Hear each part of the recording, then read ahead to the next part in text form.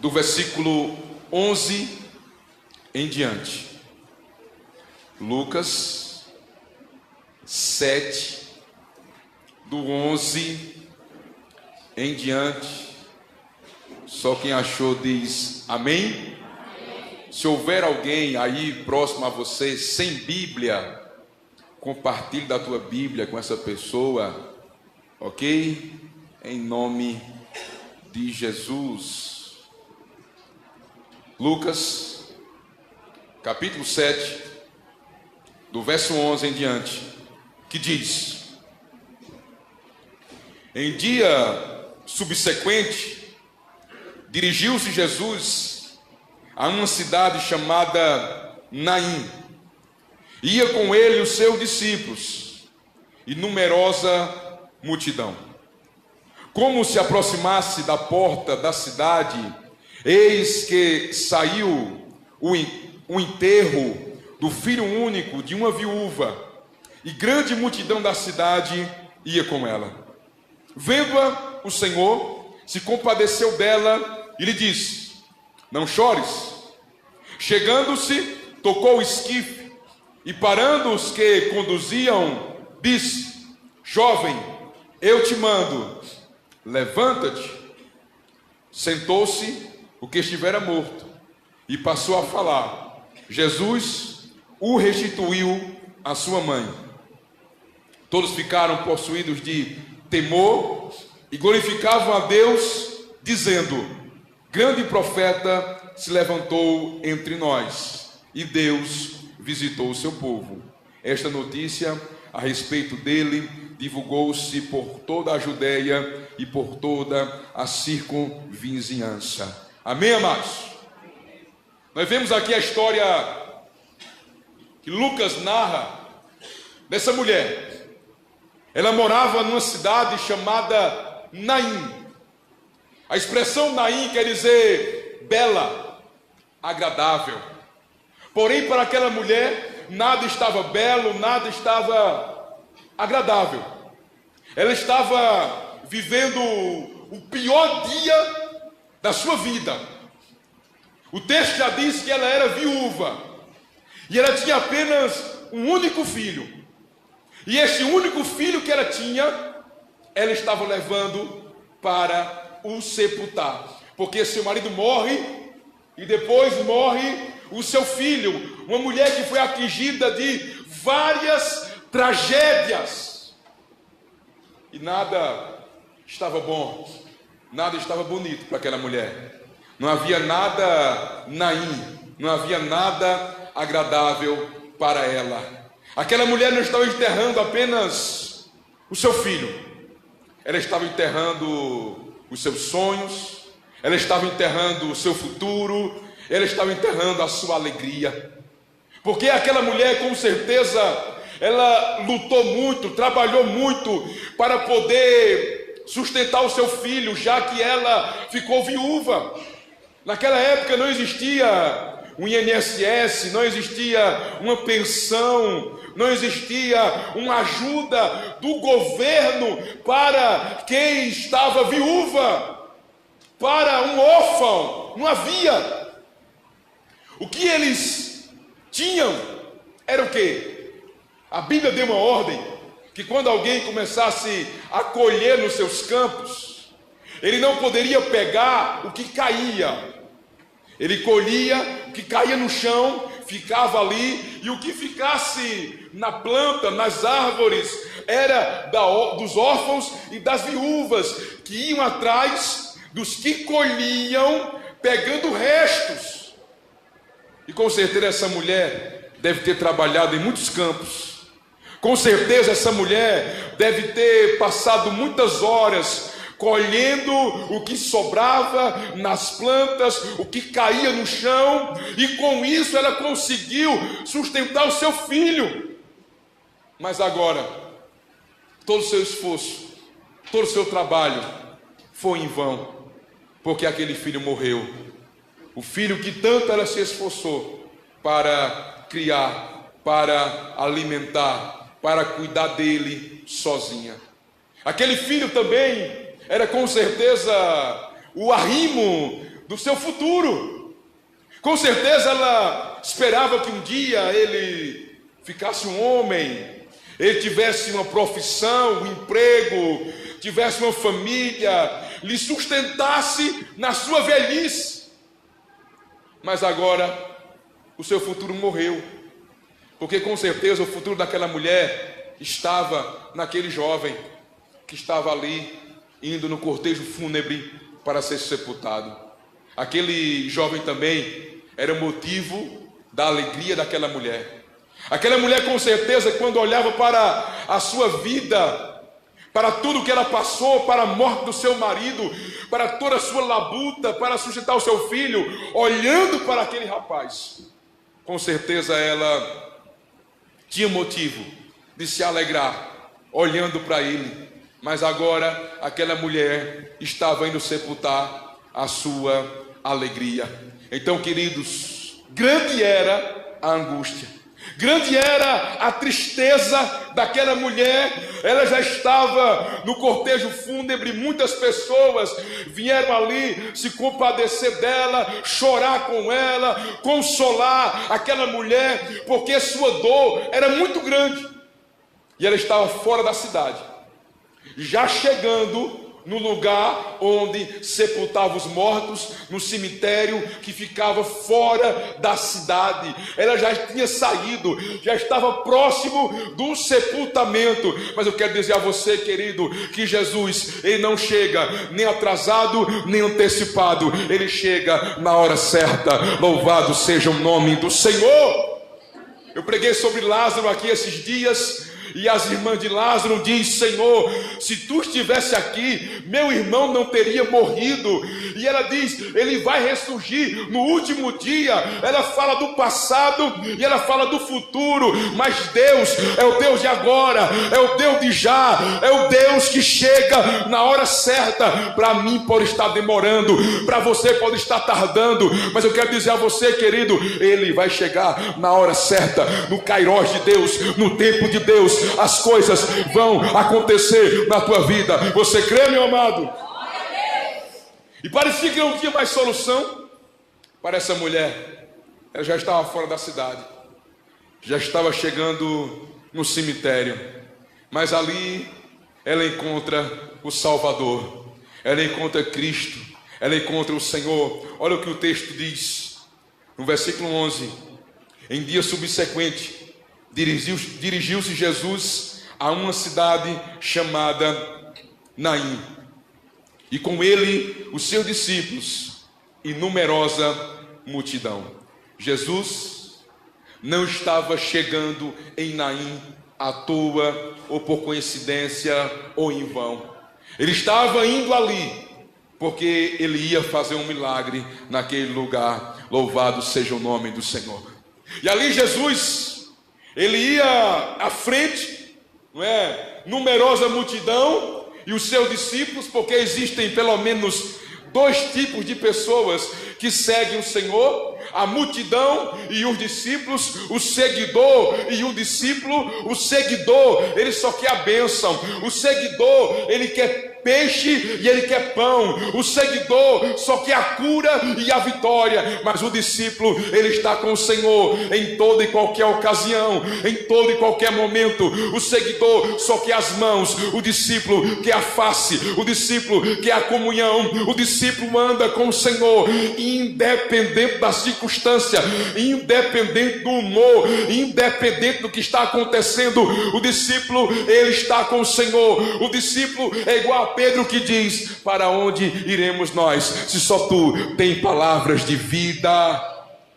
E ali há um contraste, porque as caravanas se encontram.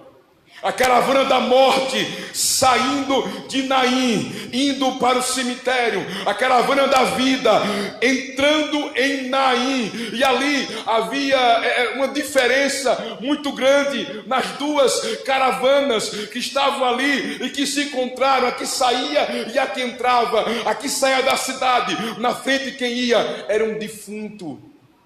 Havia tristeza, havia luto, havia dor, havia angústia, havia choro, havia morte, porque ali havia um jovem que morreu prematuramente.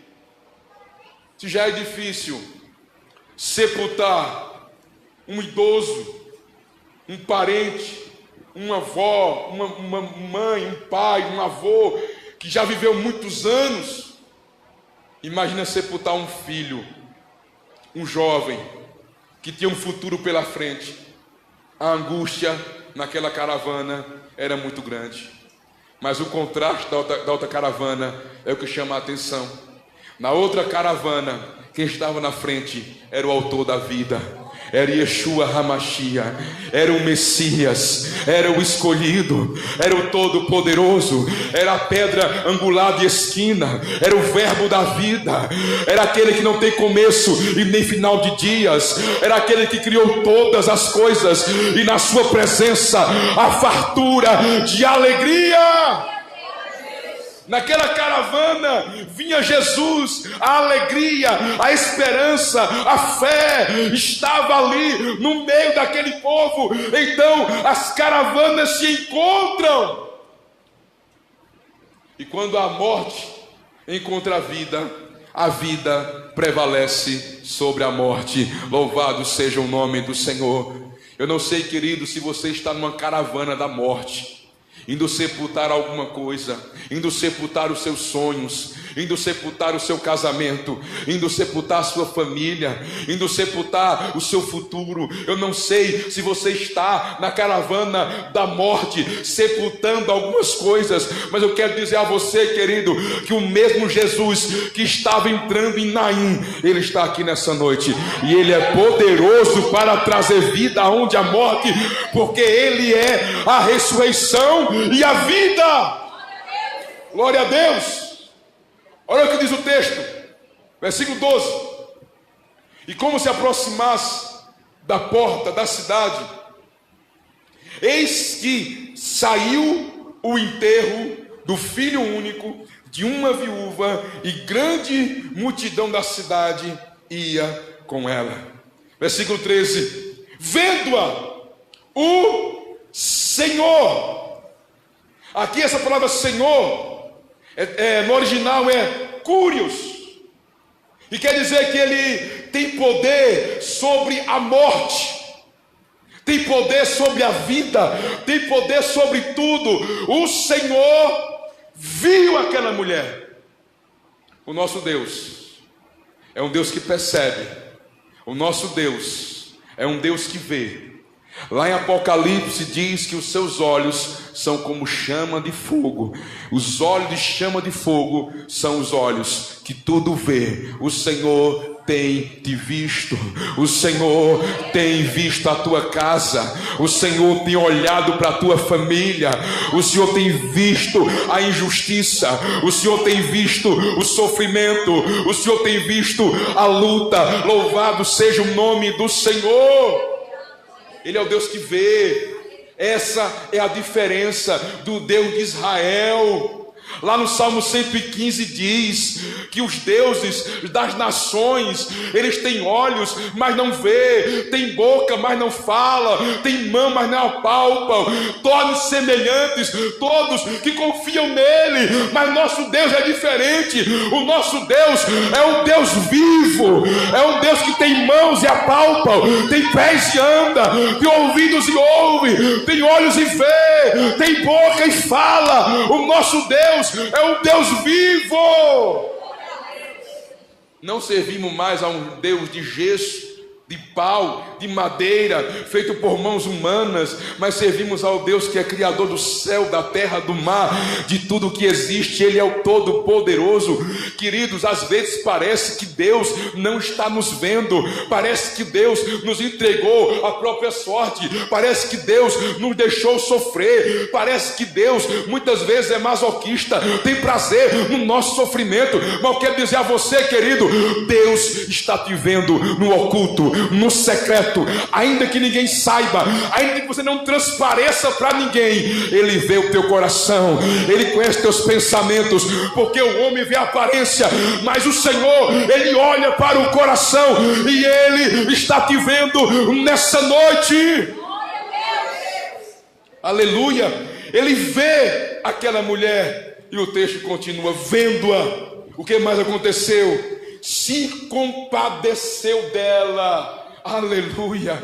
Amados, Ele, além de ser o Curios, o Deus que é maior do que a morte, Ele, além de ser o Deus que vê, Ele é o Deus que se compadece. A Bíblia fala lá em Jairo, em Lázaro, quando Lázaro morre, que tem o menor versículo da Bíblia, que é: Jesus chorou. A Bíblia diz que Jesus se compadece do seu íntimo. E dizem: se tanto amava, por que Ele não curou aquele a que Ele tanto amava? Jesus ali se compadece. Jesus, Ele é um Deus de misericórdia. Ele é um Deus que se compadece. Ele é um Deus que tem a misericórdia da tua vida, da tua luta, do teu problema. Ele não é um Deus que não está nem aí, não está preocupado, não. Ele é um Deus que se preocupa com você, como se você fosse a única pessoa que existe na face da terra. Ele te ama, Ele se compadece de você. Ninguém quer o teu bem mais do que Ele. Ninguém te ama como Ele te ama. Ninguém te amou como Ele te amou, se entregando a si mesmo na cruz para te salvar. Ele está se compadecendo do teu problema. Glória a Deus. Se tem uma coisa que Deus tem, é misericórdia das nossas vidas. Então clame pela misericórdia. Diga: Deus, tem misericórdia. Faça igual a Bartimeu: Jesus, filho de Davi, tem compaixão de mim. Jesus, filho de Davi, tem misericórdia de mim. Jesus, vendo aquela mulher, a sua dor, uma mulher que estava indo enterrar o seu futuro, o seu trabalho, a sua alegria, enterrando-se a si mesmo ali, porque era melhor que ela tivesse morrido do que o seu filho. E Jesus viu aquela mulher, Jesus se compadeceu daquela mulher. Louvado seja o nome do Senhor. E Ele diz: não chores. Existem coisas que só Jesus pode dizer, sim ou não? Quem poderia dizer para aquela mulher: não chores? Qual era o conselho que alguém daria àquela mulher? Quais seriam as palavras que alguém poderia dar àquela mulher para confortá-la? Porque no momento de morte, amados, se tem um negócio estreito, é o tal do velório, né, irmão? Já foi no velório? É chato demais. Você chega e diz: tudo bom? Né, irmão? Já que chega errado, né? Tudo bom?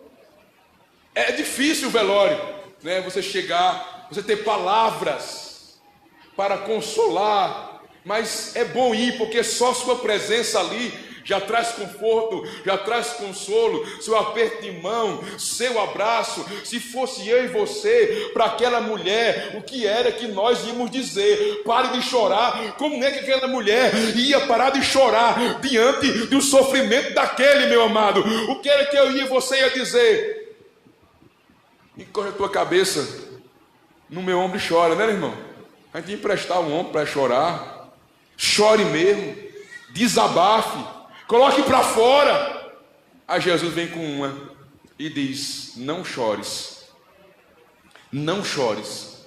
Eu não sei porque você está chorando, mas a palavra é: pare de chorar, pare com o seu lamento, pare com o teu choro, porque quando Jesus diz não chores, é porque Ele vai intervir naquela situação, vai enxugar as lágrimas, e a tristeza vai dar lugar à alegria. Alguém recebe isso aí, meu irmão? Não chores, não chores, não chores, não chores.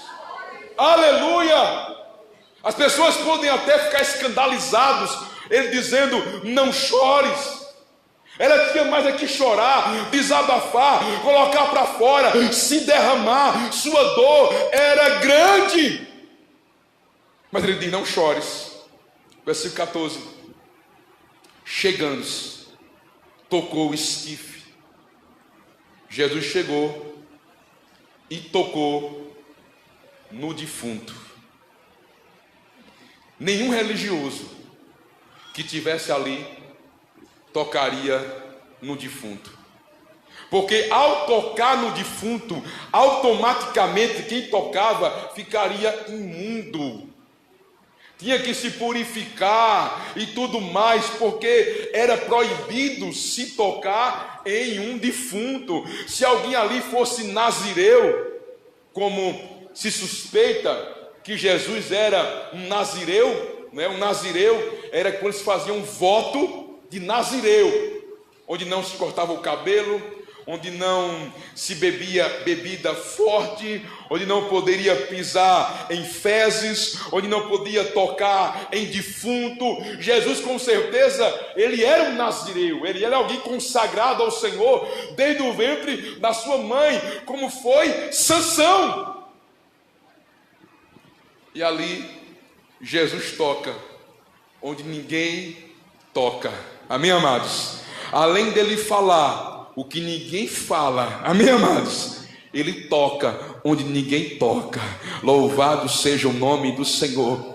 Existem lugares na nossa alma, no nosso coração, que a esposa não toca, que o marido não toca, que o filho não toca, que o pai ou a mãe, que ninguém toca. É justamente ali que ele chega e toca para curar, para restaurar. Bendito seja o nome do Senhor. Ele vai aonde o homem não pode ir, ele faz o que o homem não pode fazer, porque ele é Deus. Eu quero profetizar, meus amados, que o Senhor vai tocar onde ninguém toca na tua alma, vai trazer a cura. Ele vai fazer o que ninguém pode fazer por você, onde os médicos não podem fazer, onde os homens não podem fazer, onde o dinheiro não pode fazer. É justamente ali que ele faz e toca e restaura e traz a cura e traz a libertação e traz a bênção e traz a vitória. Você recebe isso aí, meu amado? Deixa ele tocar onde ninguém pode tocar. E ele toca no esquife, ele toca no defunto. Louvado seja o nome do Senhor. E parando os que conduziam, Jesus, ele vem e se encontra com o velório, ele se encontra com o cortejo fúnebre, e ali ele faz aquele cortejo parar.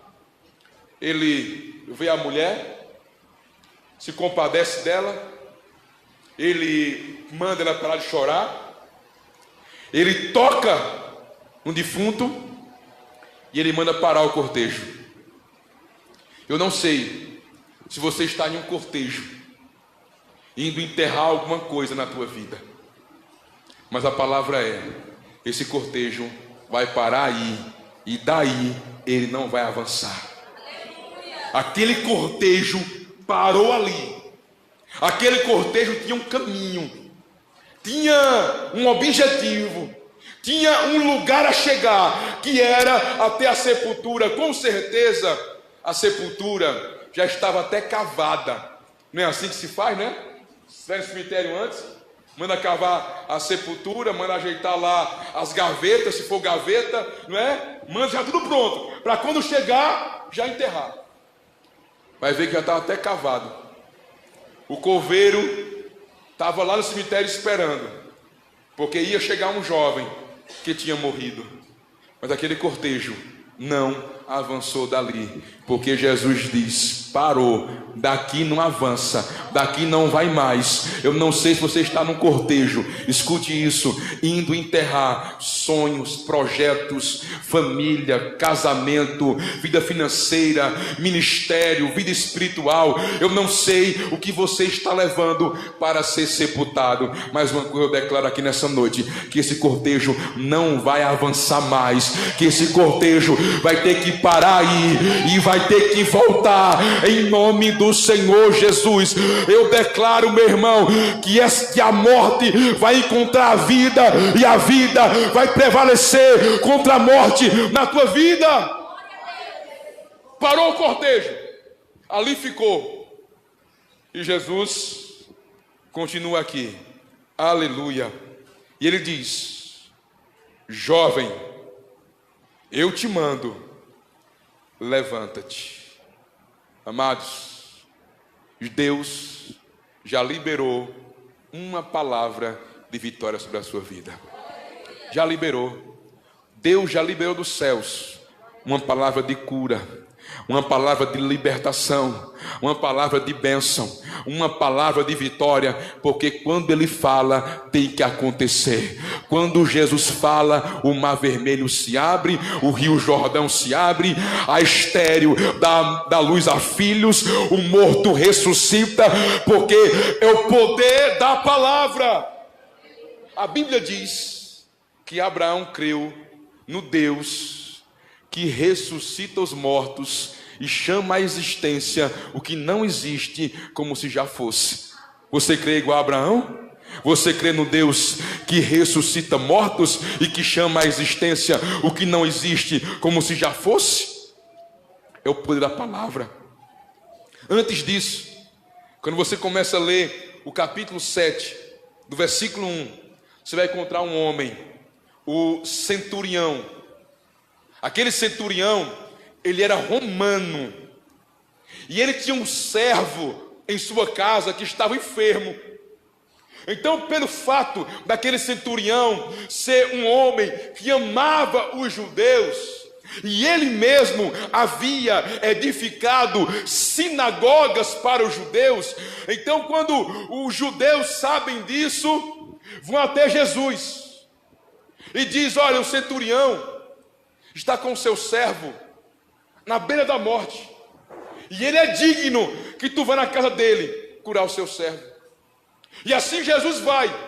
Quando o centurião fica sabendo que Jesus está vindo, ele manda um recado, e ele diz: diga ao Senhor que ele não entre na minha casa, que eu não sou digno. Diga a ele que mande uma palavra e o meu servo vai ficar curado. Porque eu sou um homem sujeito a autoridades. Eu digo a esse vai e ele vai, aquele vem e ele vem. Manda uma palavra e o meu servo vai ficar curado. Aquilo impactou o coração do Senhor, porque aquele homem entrou no mundo de Deus, porque no mundo espiritual de Deus as coisas acontecem com o poder da palavra. E disse Deus: haja luz, e houve luz, e Deus ia falando, e tudo que existe foi criado com o poder da palavra. Por isso que Abraão creu no Deus que ressuscita os mortos e que chama à existência o que não existe como se já fosse. É uma palavra e a minha vida e a tua vida muda. É uma palavra e a tua vida toma um novo rumo. É uma palavra e tua família se converte. É uma palavra e a enfermidade vai embora. É uma palavra e o morto ressuscita. Poder da palavra. Louvado seja o nome do Senhor. E ele mandou, ele ordenou que o rapaz se levantasse. E no versículo 15 diz: sentou-se o que estivera morto e passou a falar. E Jesus o quê? O restituiu à sua mãe. Deus é um Deus de restituição. Deus é um Deus de restauração. Deus é um Deus de ressurreição. Eu não sei o que você perdeu, mas tem uma promessa na palavra do Senhor: restituir-vos-ei os anos consumidos pelo gafanhoto, migrador, destruidor, cortador. Eu vou trazer restituição sobre a vida do meu povo. Eu não sei o que foi embora, eu não sei o que acabou na tua vida, eu não sei o que morreu, mas Ele está aqui para restituir, Ele está aqui para restaurar. O que é restaurar? Restaurar é quando alguém quebra um copo, uma xícara como essa, e alguém pega os cacos, o que sobrou e faz outra xícara, igual ou melhor do que essa. Deus é um Deus da restauração. Aquilo que quebrou-se, aquilo que se acabou, aquilo que se danificou, aquilo que foi embora, Ele é poderoso para fazer melhor na tua vida, em nome do Senhor Jesus, porque a glória da segunda casa é maior do que a primeira, e o melhor de Deus ainda está por vir, em nome do Senhor Jesus. E Ele restaura, e Ele cura aquele rapaz, e Ele o devolve à sua mãe. Versículo 15. Sentou-se o que estivera morto e passou a falar, e Jesus o restituiu à sua mãe. Todos ficaram possuídos de temor e glorificavam a Deus, dizendo: grande profeta se levantou entre nós, e Deus visitou o seu povo. E essa notícia a respeito dele divulgou-se por toda a Judeia, por toda circunvizinhança. Um grande profeta se levantou entre nós, e Deus visitou o seu povo. O que é a visita? É a visitação do Senhor. Esse povo aqui estava vivendo 400 anos de silêncio.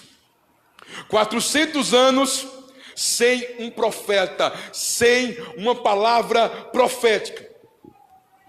Então eles verem se levantar alguém que ressuscita mortos, e eles dizem: o Senhor visitou o seu povo.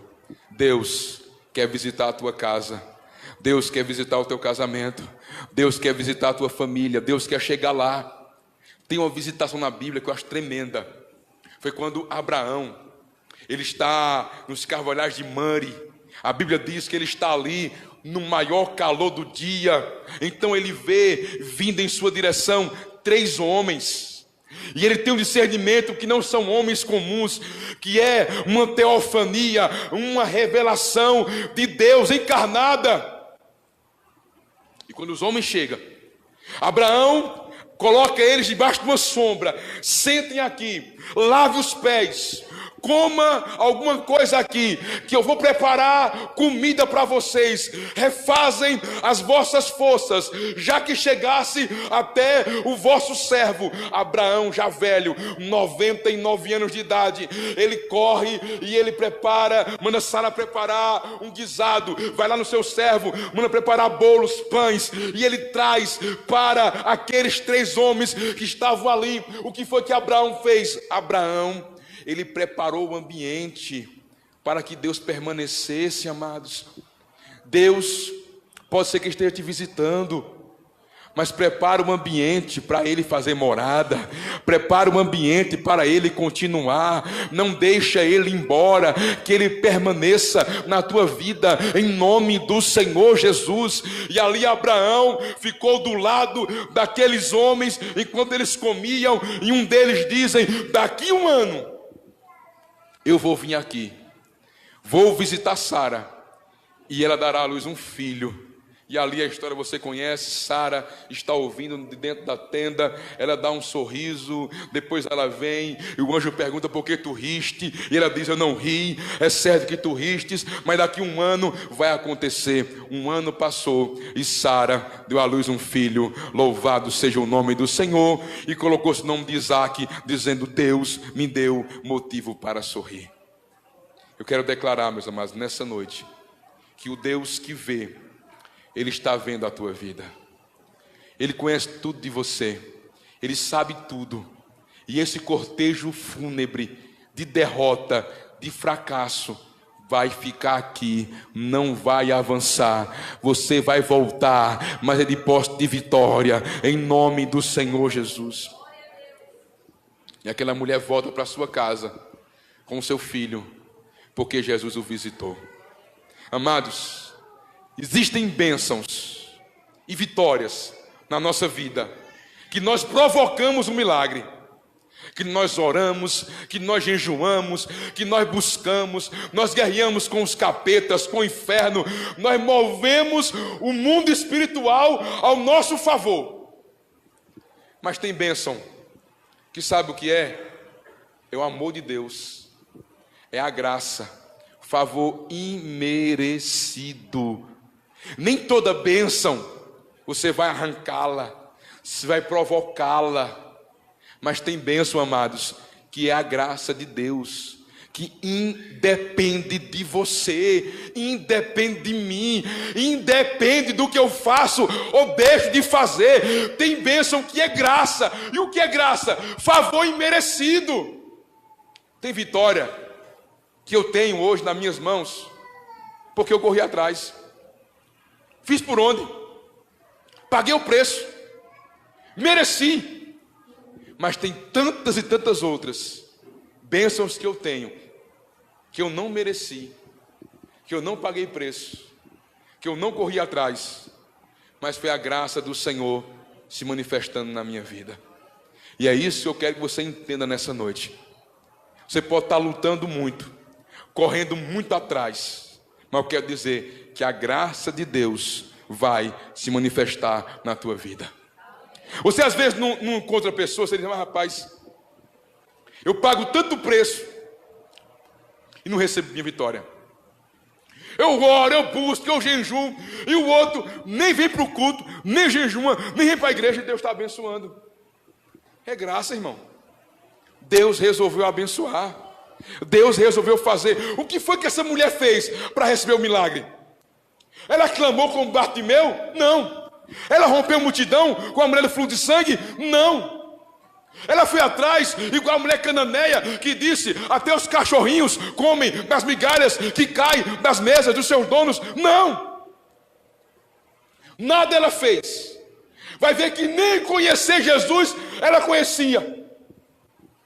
Mas ele quis manifestar com a sua graça, com o seu favor imerecido.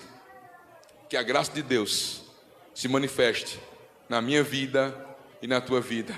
Que o favor imerecido, apesar de nós, apesar de sermos quem somos, de fazermos o que fazemos, Ele vem com a sua graça nos alcançando, com a sua misericórdia nos alcançando.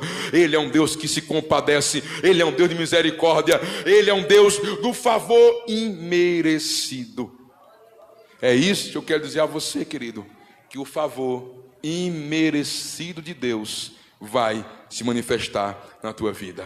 Amém, amados? Vamos ficar de pé? Em nome de Jesus.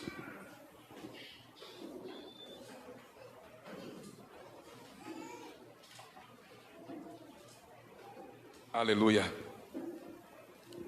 A caravana da morte se encontrou com a caravana da vida.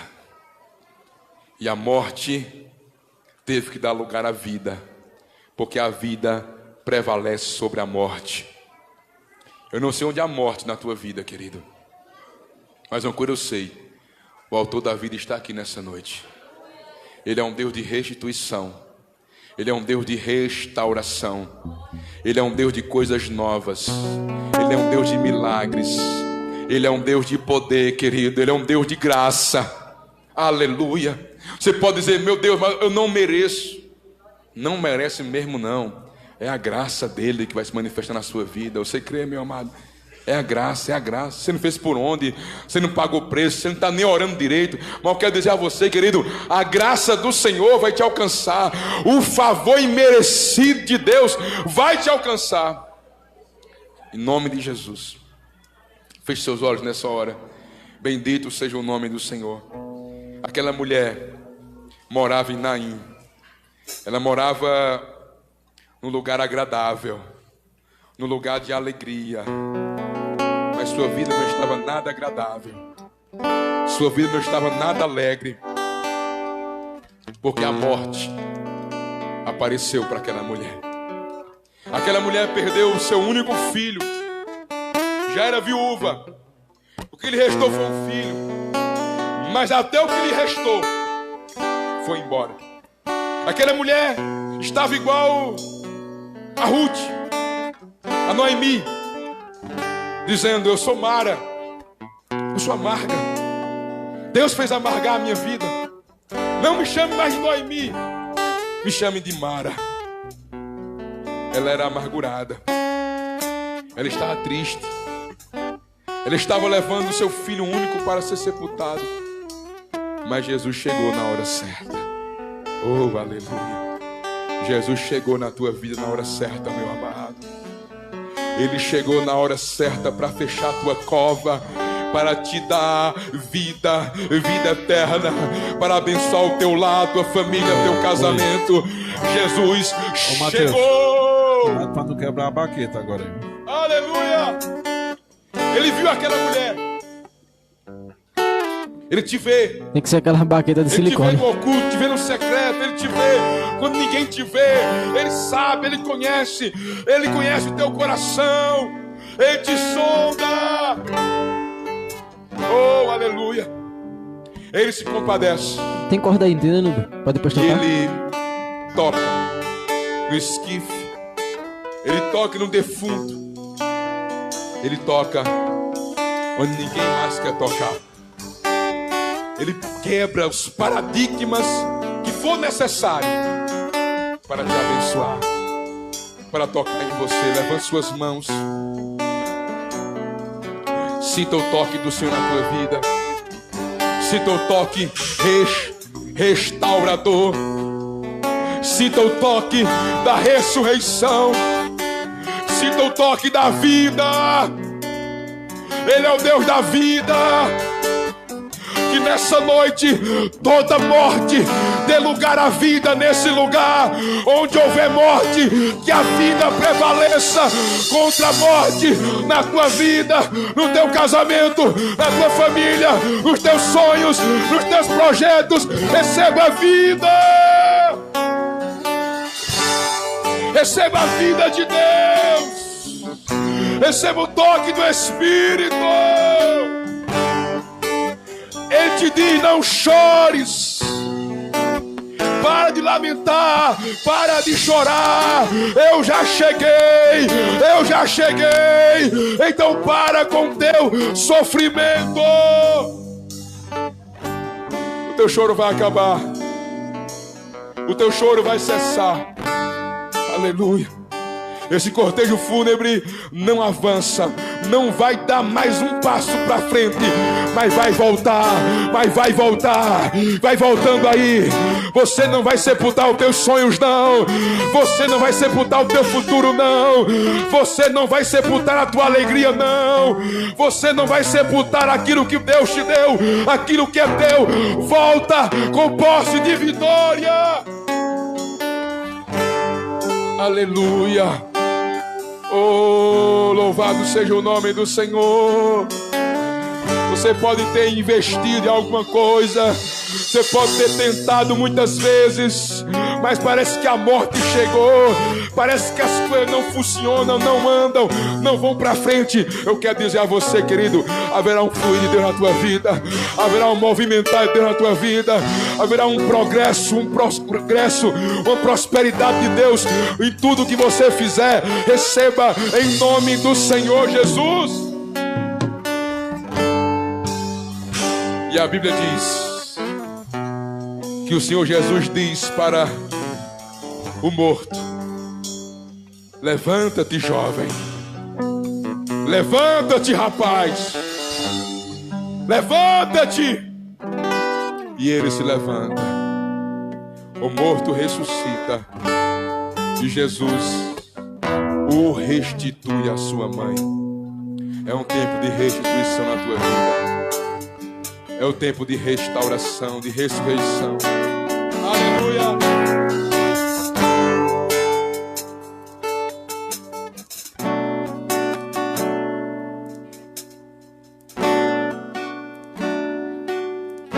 Microfone.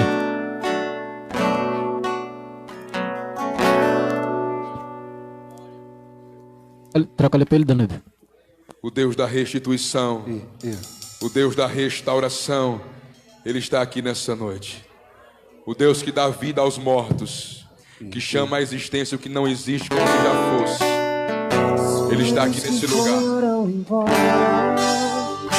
sonho que se perdeu, que era festa e agora não podes pensar que esse é o teu fim. Levante-se do chão, erga o clamor, restitui.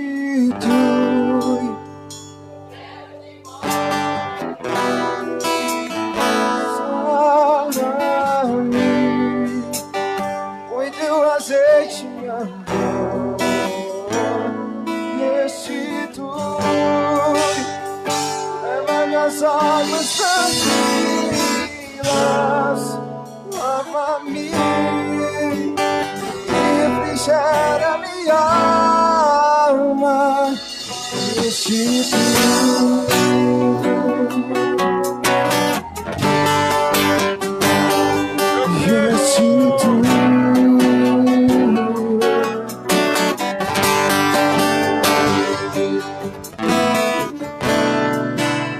Os planos que foram embora, sonho que se perdeu, que era festa e agora é tudo que já morreu.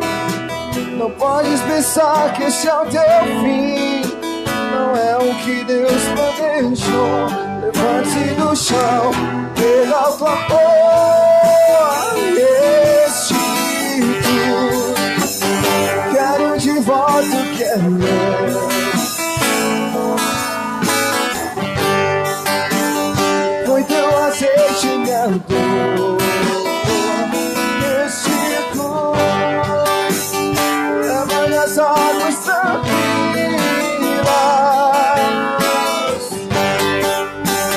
refrigera minha alma, restitui.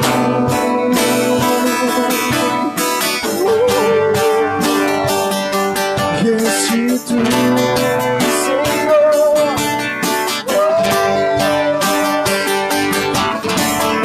O tempo que roubado foi não poderá se comparar a tudo aquilo que o Senhor me preparado aqui clamar. Venha, porque o poder de um amor pode ressuscitar.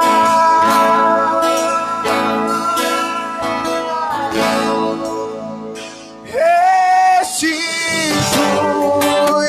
eu quero de volta o que é meu.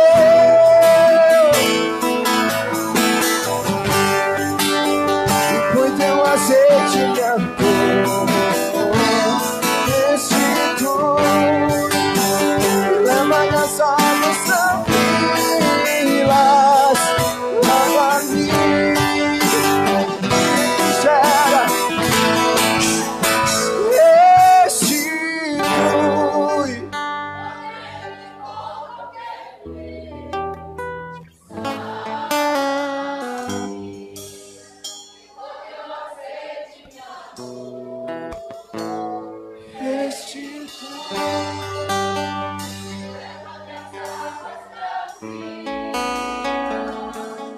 Lava-me.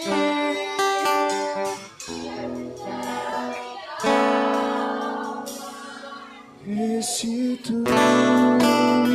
Restitui, Senhor. Traz vida onde há morte, Deus. Traz vida onde há morte nessa noite. Nós repreendemos todo espírito de morte, todo espírito de destruição, em nome do Senhor Jesus. Em nome do Senhor Jesus, vem trazendo a vida, a cura, o renovo, a restituição, a restauração, porque tu és especialista em trazer a vida aonde há morte. Então que a vida prevaleça, Deus. Que a vida de Deus seja liberada sobre a tua vida. Que o Espírito Santo libere vida. Vida, vida em abundância, vida eterna. A morte não prevalece, porque Jesus venceu a morte para nos dar vida, vida eterna, vida em abundância. Você pode aplaudir ao Rei dos Reis, Senhor dos Senhores. Glória a Deus. Aleluia. Amém. Glória a Deus. Eu peço que os irmãos continuem orando por nós. Na sexta-feira eu adoeci, fiquei querendo desmaiar, fiquei meio ruim, fui no hospital, tomei injeções, comprimidos, mas estou melhor, melhorei um pouquinho hoje, tá bom?